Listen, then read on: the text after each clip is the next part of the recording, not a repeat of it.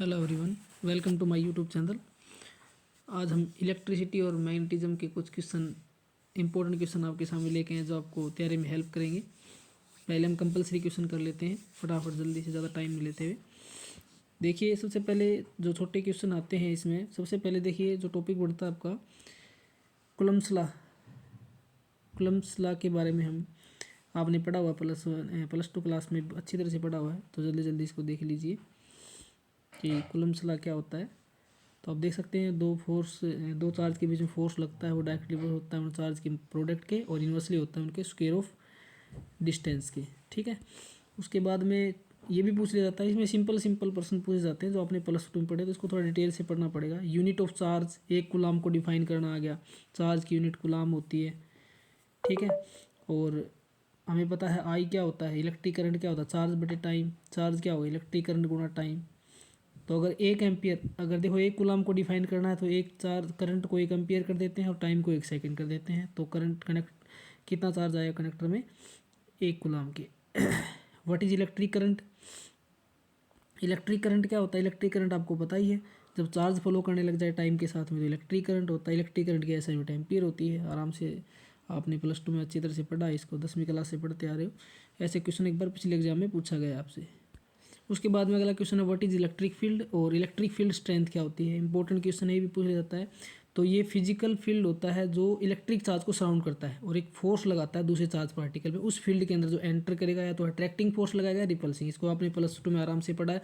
Electric field strength सभी को पता है, फोर्स पर यूनिट चार्ज क्या कहलाती है, electric field strength, force per unit charge. ठीक है, इसकी एसआई यूनिट होती है न्यूटन पर कूलम।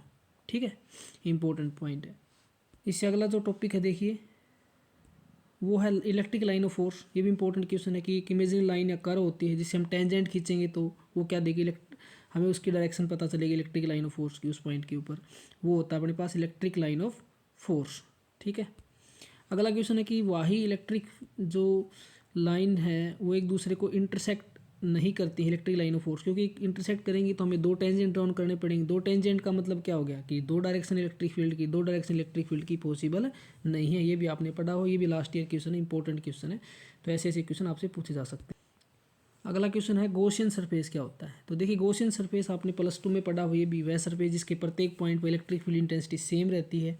ठीक है, इसको और डिफाइन करें कि इसके प्रत्येक पॉइंट पे इलेक्ट्रिक फील्ड इंटेंसिटी सेम रहती है। मान लीजिए कोई गॉसियन सरफेस है, ठीक है, तो इसके प्रत्येक पॉइंट पर आपको इलेक्ट्रिक फील्ड इंटेंसिटी क्या मिलेगी, सेम मिलेगी। ठीक है, और इसको अगर डिफाइन करें तो एक इमेजिनरी क्लोज सरफेस होता है जो ड्रा किया जाता है इलेक्ट्रिक फील्ड के लिए, उसे हम गॉसियन सरफेस बोलते हैं।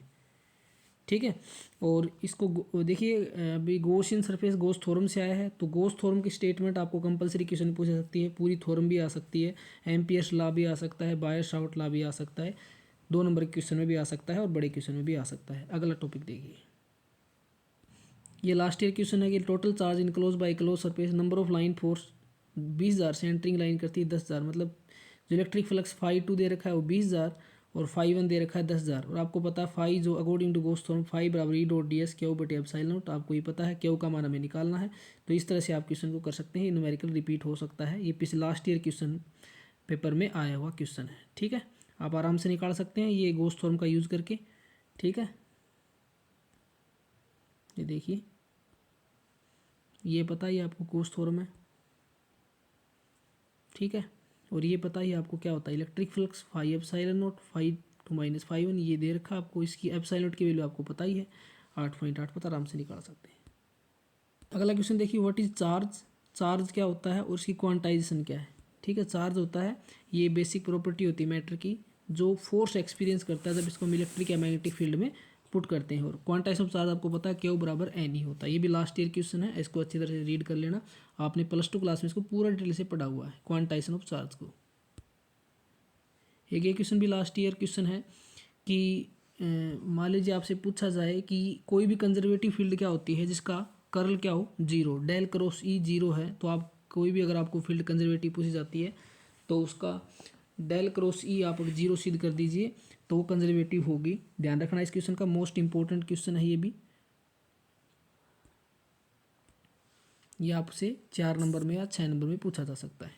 ठीक है, पोटेंशियल डिफरेंस क्या होता है आपको पता है, जल्दी जल्दी इसको पढ़ लेते हैं। It is the amount of work done in moving a test charge from one point to another is called against the electrostatic field is called potential difference, इसकी यूनिट वोल्ट होती है।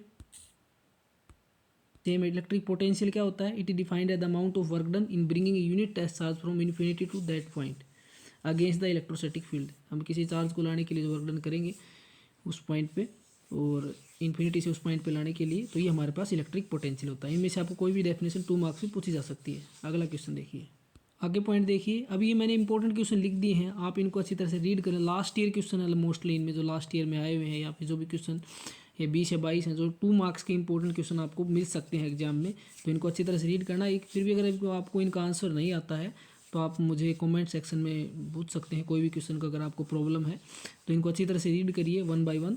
देखिए, what do you understand by conservative field. पहला question ये है, right 2 example of the conservative field. 2 example लिखेंगे, conservative field क्या होता है वो लिखेंगे।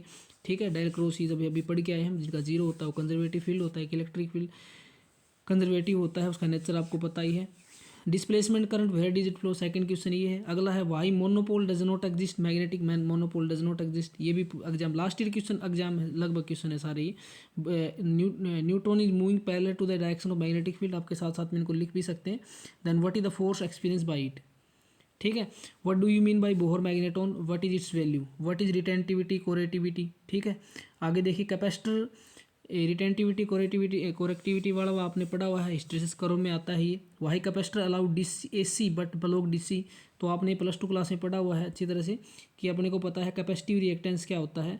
XC बराबर है 1/ω_C, मतलब 1/ω मतलब 2π/μc। और अपने को पता है DC की जो फ्रीक्वेंसी होती है वो कितनी होती है 0, तो XC कितना हो जाएगा इन्फिनिटी, XC इन्फिनिटी हो जाएगा। तो इसका मतलब क्या हुआ कि रेजिस्टेंस इन्फिनिटी, तो वो DC को तो जाने नहीं देगा, AC को अलाउ करेगा। तो इस तरह से आप लिख सकते हैं इसका आंसर। ठीक है, उसके बाद में अगला क्वेश्चन है,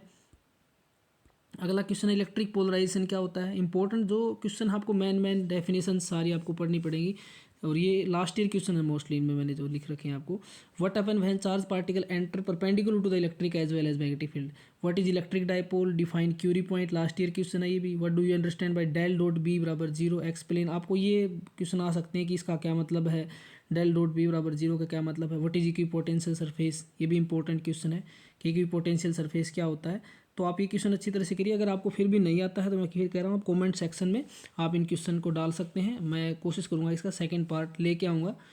ठीक है, अगला क्वेश्चन देखिए, define magnetic field intensity vector B, define magnetic permeability and susceptibility, what is hysteresis, और what is mean by the free and bound current. ठीक है, ये भी आपसे पूछा सकता है 2 मार्क्स में, ये पूछा हुआ एग्जाम में, लास्ट ईयर क्वेश्चन है ये। What is significance of curl of electric field. देखिए, curl of electric field, divergence of electric field, most important topic है ये। 6 नंबर के हिसाब से, 16 नंबर के हिसाब से भी इसमें भी आप पूछा जा सकता है आपसे। डाइलेक्ट्रिक्स क्या होता है, पोलर नॉन पोलर मोलिक्यूल्स क्या है, ऑक्सिलरी फील्ड इंपॉर्टेंट क्वेश्चन है। लॉरेंट्ज फोर्स, बायर शार्ट ला के मैंने बताया, स्टेटमेंट किसी भी ला के आ सकती है 2 मार्क्स में। अब अगला question, why there is loss of energy in BH curve, ऐसा क्यों होता है, लास्ट ईयर क्वेश्चन है ये। Define dielectric constant, state Ampere's line magnetism, what are the domain in ferromagnetic material में डोमेन क्या होते हैं, और उसके बाद में इंड्यूस्ड डाइपोल क्या होता है, और what does the permittivity of the material. ठीक है, ये आपके 28 क्वेश्चन हो गए, छोटे क्वेश्चन जो हैं। ठीक है, जो आप इनको अच्छी तरह से रीड करिए। फिर भी अगर आपको कोई प्रॉब्लम आती है तो आप कमेंट सेक्शन में डाल सकते हैं क्वेश्चन को, मैं सेकंड पार्ट लेके आऊँगा इसका। ठीक है, अगला क्वेश्चन अब देखिए, मोस्ट इंपॉर्टेंट क्वेश्चन जो आपके 16 मार्क्स वाले हैं वो डिस्कस करते हैं एक बार। टॉपिक है ये, आपको अच्छी तरह से पढ़ने हैं। Divergence and curl of electric field in physical significance, divergence of magnetic field, curl of magnetic field, ये भी लिख लेना इसमें, ये दोनों इंपॉर्टेंट है। गोस थ्योरम की एप्लीकेशन आपने पढ़ी हुई, गोस थ्योरम +2 क्लास में। न्यूमेरिकल प्रॉब्लम के लिए ये वाला topic, energy store in capacitor, important है। आपने इसको ये +2 क्लास में भी इसमें न्यूमेरिकल आता था, एनर्जी स्टोर इन कैपेसिटर। ठीक है, Laplace and Poisson's equation important है, मोस्ट इंपॉर्टेंट है। बायर-शार्ट लॉ और इसकी एप्लीकेशन, ये भी आप पढ़ लेना अच्छी तरीके से। ठीक है, एम्पियर सर्किट लॉ एंड इसकी एप्लीकेशन, आप ये भी पढ़ लेना, इंपॉर्टेंट है। मैंने बताया लॉ और उसकी एप्लीकेशन तो इंपॉर्टेंट है। बायर-शार्ट लॉ जब बताया मैंने, बायर्स लॉ, इसकी एप्लीकेशन। उसके बाद में magnetic vector potential, most important है, ये भी आपसे पूछा जा सकता है। ठीक है, magnetic vector potential, diamagnetic, paramagnetic, ferromagnetic substance क्या होता है, इसमें आपको क्यूरी टेम्परेचर आपसे पूछा जाता है, क्यूरी पॉइंट आपसे पूछा जाता है। BH कर्व, आपको BH करो पे भी पूरा क्वेश्चन मिलने के पूरे चांस है। BH करो को आपको कंप्लीटली पढ़ना है, हिस्ट्रीसिस करो जिसको बोलते हैं, पूरा उसमें रिटेंटिविटी कोरेटिव उसकी पूरी करो पढ़नी है। आपसे कंप्लीट क्वेश्चन पूछा जा सकता है एग्जाम में, ठीक है। उसके बाद में ये लास्ट ईयर क्वेश्चन है, एक बार पेपर में आया हुआ कि इन पे नोट लिखना आ जाए 4-4 नंबर का। टाई इलेक्ट्रिक मीडियम क्या होता है, पोलराइजेशन क्या होता है, बाउंड चार्ज क्या होता है, और इलेक्ट्रिक डिस्प्लेसमेंट क्या होता है।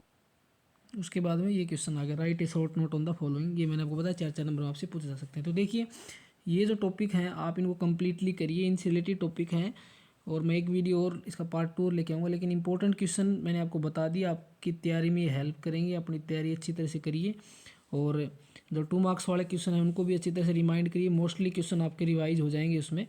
और इसमें जो मैंने आपको बताया मोस्टली गोस थ्योरम है, जितने भी लॉ हैं वो सभी अच्छी तरह से पढ़िए।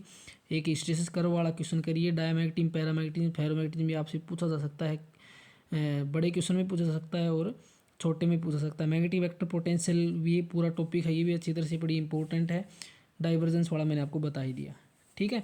तो ये इंपॉर्टेंट क्वेश्चन थे जो आपको पेपर में हेल्प करेंगे। होप सो आप अच्छी तैयारी कर रहे होंगे। आपको एग्ज़ाम के लिए बेस्ट ऑफ लक। धन्यवाद।